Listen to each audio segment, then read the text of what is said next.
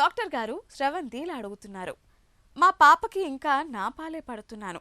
అయితే నా సమస్య ఏంటంటే పాపకి పాలు పట్టిన తర్వాత పాపకి త్రేంపులు రావడం లేదు.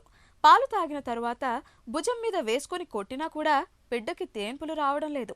పాలు తాగిన తర్వాత పిల్లలకి వీపు మీద కొడితే త్రేన్పులు రావాలని మా పెద్దవాళ్ళు అంటున్నారు. ఇదేమైనా అనారోగ్య సమస్య? తెలియజేయండి అని అడుగుతున్నారు.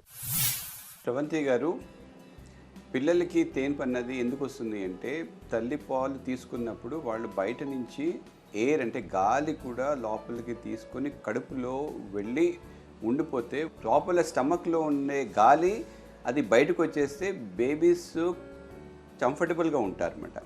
సో అది ప్రతిసారి గాలి వెళ్ళవలసిన అవసరం అయితే లేదు. కొన్నిసార్లు ఫీడింగ్ అప్పుడు ఎయిర్ వెళ్ళకపోవచ్చు. బర్పింగ్ అయ్యాక తేన్పు అన్నది ప్రతిసారి అవసరం లేదు. అంటే కాకపోతే దాని అర్థం ఏంటంటే బేబీ అయితే ఎయిర్ స్వాలో చేయలేదన్నమాట. స్వాలో చేస్తేనే ఆ బర్ప్ వస్తుంది, ఆ తేన్పు వస్తుంది. ఆ స్వాలో కానీ చేయకపోతే అది మటుకు రాదు. సో బేబీ కంఫర్టబుల్గా ఉంటే ఒక 2-3 మినిట్స్ పోయాక బర్పింగ్ కానీ ఆ తేన్పు కానీ రాకపోతే మీరేమీ వరీ అవ్వద్దు.